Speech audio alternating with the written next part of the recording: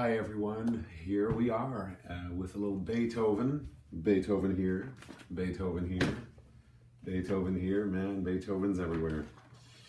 We're gonna look at, I recently just learned, relearned the Pathetique sonata. And I'd like to, there's a lot of things I would really love to share about this piece, and I'm just going to start by looking at a little bit the third movement, just the beginning. And in this video we're going to look at how to go to a more refined level of playing, and how to look at the music in a way that you can maybe start to notice way more things that you can do with very little material. So we're going to look at, here we are. We're going to look at a few bars of this.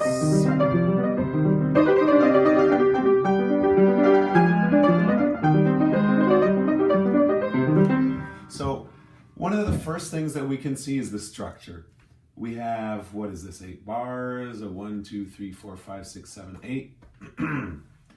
So what's going to happen most of the time when we have 8 bars is there's 4 bars plus 4 bars, and we can see that's very clear. So there's the first 4 bars is kind of presenting some idea, and then the second 4 bars is like a response to the first 4.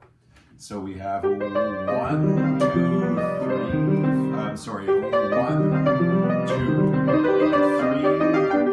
3, 4. That's the first thing. We finish on this 5 function. Then comes the next 4 bars. 1, 2, 3. That's answering and completing our incomplete first 4 bars, which have brought some idea and kind of like finished it. So this is really important that you have a general sense of the structure, because it is the most expressive thing in the music, is the structure. Now let's go a little further. We have, inside those 4 bars, we have 2 bars plus 2 bars. So we have 4 times 2 bars.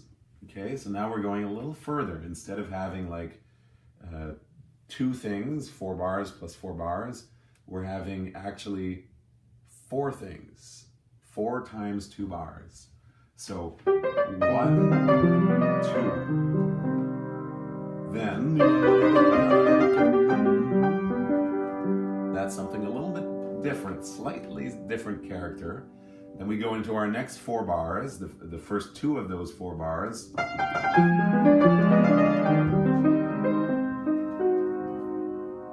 And then we finish with our last 2 bars. And that's how it is.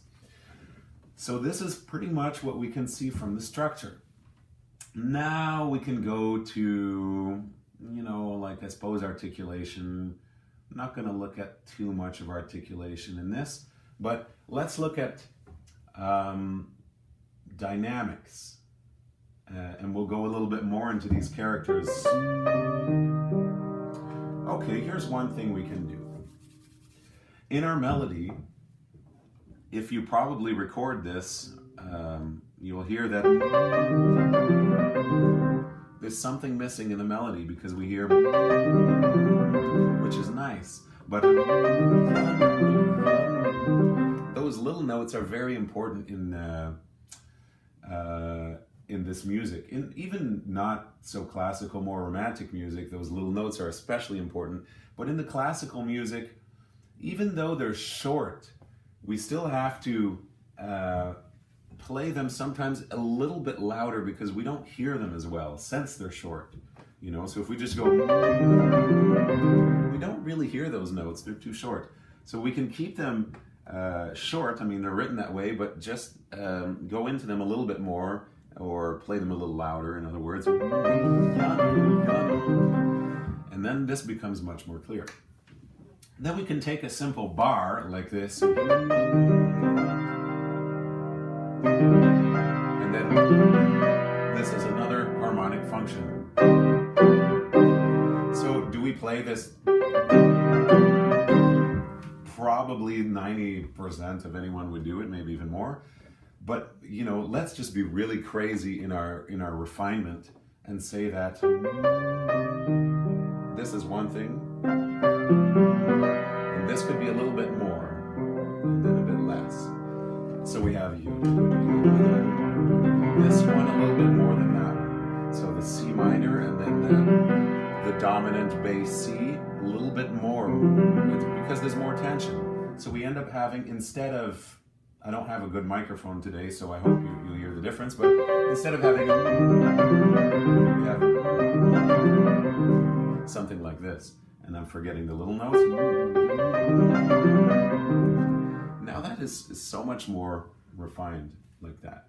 We've refined this a lot already just by doing this. Then we can go in these contrasting characters.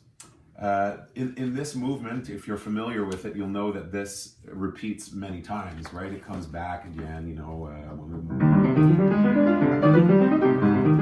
before this one. And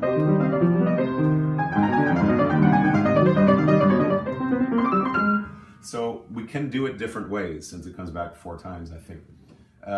One of the things that I just love to do with this is to really change the character in those second set of 2 bars. So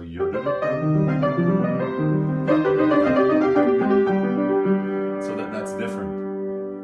And again, it doesn't have to be that way, and you don't have to always do it that way. You could have more like 2 characters.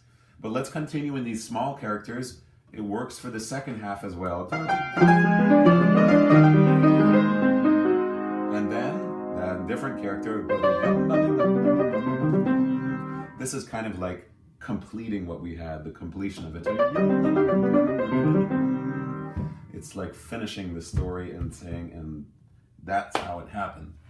So that works very well. We have 4 different characters here in just these 8 bars. This one, and then, and now, and then.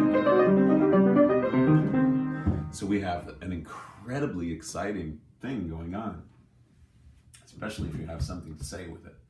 So the alternative would be to look at this 4 bars plus 4 bars. It can work again, you know. I think I like to do that just so it's not always the same. So maybe later in the piece, you won't do it as refined as we just did it. It would be more like 2 characters instead of 4. So you have to see how that's 1 character compared to that's making very different. So that's one thing. Okay, this. You know, the question is, do we do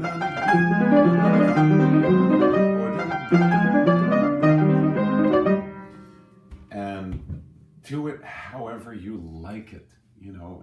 And if you don't like it one way, the way someone does it, do it your way. You know, I honestly do not have a very academic opinion on this at this moment. You know, in general, I think that they should be on the beat.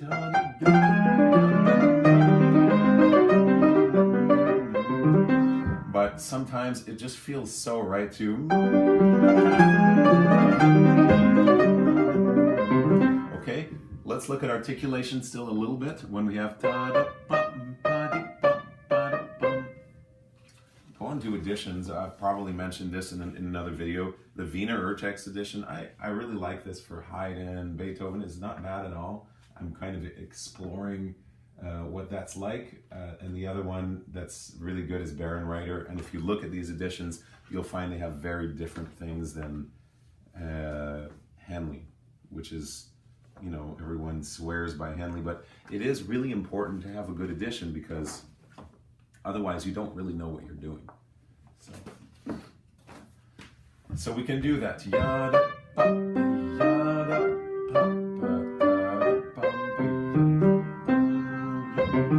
like that. And that's about it. Let's see.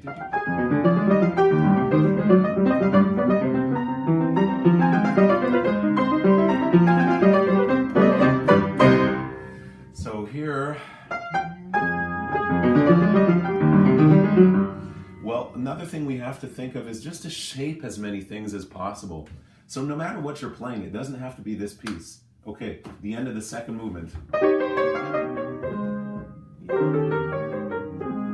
So what's the shape we have? Of course, we have that RF rin forzando or whatever, so a bit of a surprise.